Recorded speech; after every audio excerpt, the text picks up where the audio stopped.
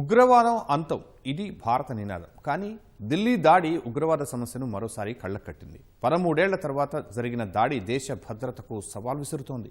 వాస్తవానికి పహల్గామ్ ఉగ్రదాడి తర్వాత దేశ భద్రతను కట్టుదిట్టం చేసింది భారత ప్రభుత్వం. ఉగ్రచర్యలకు ఆస్కారమే లేకుండా చర్యలు తీసుకుంది. కానీ అంతలోనే జరిగిన హేయమైన దాడి 12 మంది ఉసురు తీసింది. అందున ఇన్నాళ్లు ప్రశాంతంగా ఉన్న దేశ రాజధానిని ఒక్కసారిగా ఉలిక్కిపాటుకు గురిచేసింది. ఉగ్రదాడులపై అప్రమత్తత అవసరాన్ని తెలియజేసింది. ఇలాంటి పరిస్థితుల్లో ఉగ్రవాదం అంతానికి ఇంకా ఎలాంటి చర్యలు తీసుకోవాల్సిన అవసరం ఉంది? కేంద్ర ప్రభుత్వం ముందున్న సవాళ్లేంటి?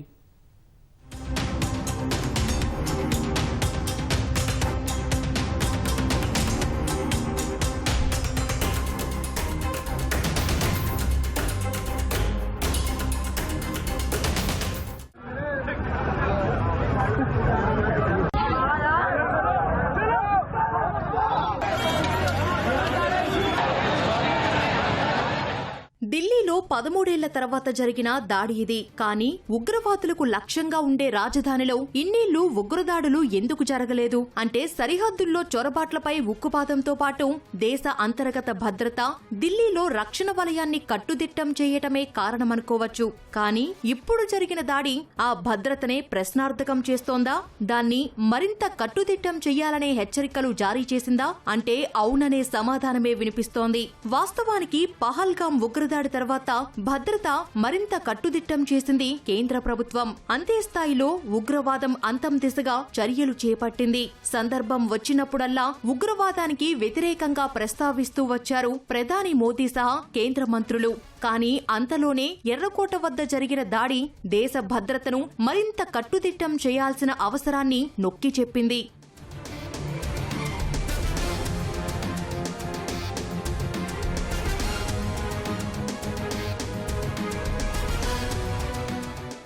ఉగ్రమూలాలు లేకుండా దేశంలో భద్రతను కేంద్ర హోంశాఖ కట్టుదిట్టం చేసింది. జాతీయ దర్యాప్తు సంస్థ ఎన్ఐఏ సహా ప్రత్యేక నిఘా సంస్థలు, యాంటీ టెర్రరిజం స్క్వాడ్ తదితర విభాగాలు ఇదే పనిలో నిరంతరం తలమునకలై ఉంటున్నాయి. ఉగ్రవాద కార్యకలాపాల కట్టడి విషయంలో కేంద్ర ప్రభుత్వం జీరో టాలరెన్స్ నినాదంతో ముందుకెళ్తోంది. ప్రస్తుతం ప్రపంచమంతా ఈ విధానాన్ని అనుసరిస్తోంది. ఉగ్రవాద నిరోధం, జాతీయ భద్రతకు సంబంధించిన నేరాలను దర్యాప్తు చేయడం ఎన్ఐఏ ప్రధాన విధి. గతంలో అనేక ఉగ్రకుట్రలను భారత భద్రతా బలగాలు, నిఘా సంస్థలు భగ్నం చేశాయి. సమన్వయంతో త్రుటిలో ప్రమాదాన్ని తప్పించగలిగాయి. కానీ మళ్లీ ఢిల్లీలో పేలుళ్లు వారి రాడార్ కిందకు రాకుండా ఎలా ప్లాన్ చేశారన్నదే చాలా మందిని వేధిస్తోన్న ప్రశ్న. ఈ క్రమంలోనే ఢిల్లీలో జరిగిన కారు దాడి ఎన్ఐఏకి అప్పగించింది కేంద్ర హోంశాఖ.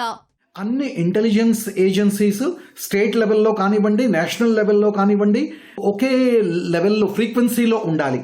Sharing of information and intelligence and analysis కూడా చాలా త్వరగా కావాలి. దానికి మనకి ఇంటెలిజెన్స్ దీన్ని ప్రాసెస్ చేయడానికి ఆర్టిఫిషియల్ ఇంటెలిజెన్స్ ఉపయోగించాలి, మోడర్న్ టెక్నిక్స్ ఉపయోగించాలి.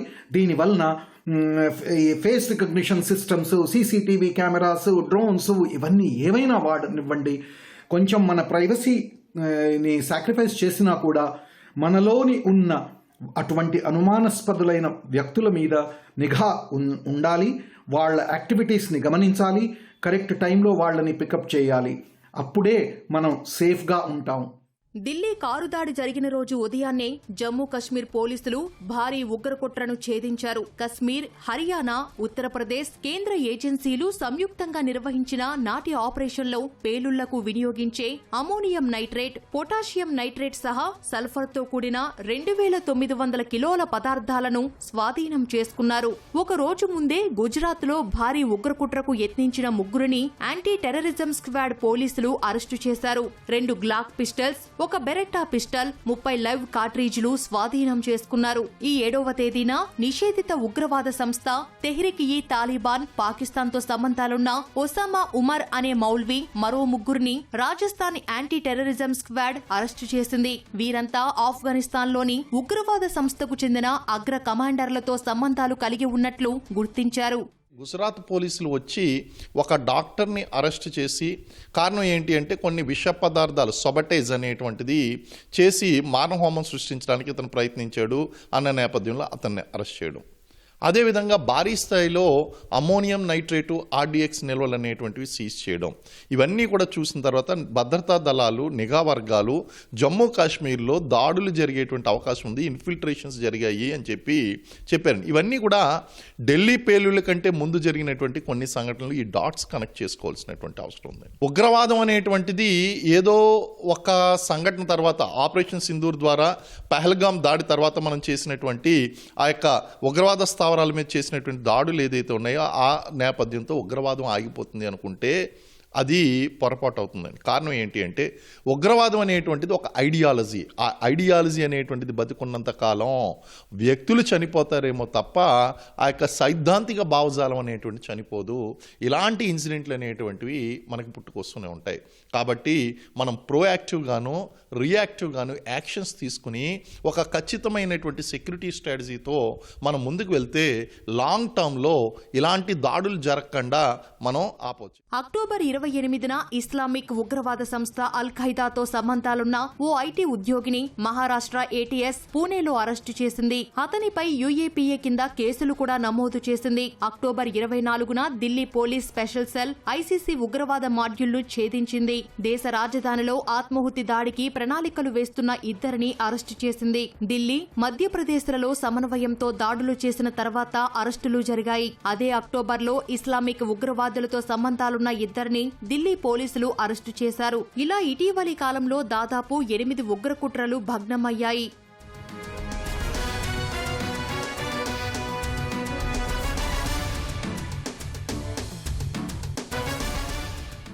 ఉగ్రవాదం నివారణకు దేశీయంగా కట్టుదిట్టమైన చర్యలు తీసుకుంటున్న కేంద్ర ప్రభుత్వం దీన్ని ప్రపంచ సమస్యగా పరిగణించాలని ఎంతో కాలంగా అంతర్జాతీయ సమాజాన్ని కోరుతోంది. ఈ క్రమంలోనే ఉగ్రస్థావరాల ధ్వంసం దిశగా చర్యలు తీసుకుంది. ముఖ్యంగా పహల్గాం దాడి తర్వాత పాకిస్తాన్లో ఉగ్రవాదుల అడ్డాలను చెల్లాచెదురు చేసింది. లాంచ్ ప్యాడ్లు, శిక్షణ కేంద్రాలు, ప్రధాన కార్యాలయాలను ఆపరేషన్ సింధూర్తో భారత బలగాలు తుక్కు చేశాయి. నిజానికి దాయాది దేశమైన పాకిస్తానే ఉగ్రవాదాన్ని ఎగదోస్తోందనేది ప్రపంచమంతా తెలుసు. దానికి ఆపరేషన్ సింధూర్తో సమాధానం చెప్పినా భారత్లో ఉగ్రనాగుల్ని ఎగదోస్తూనే ఉంది ఆ దేశం.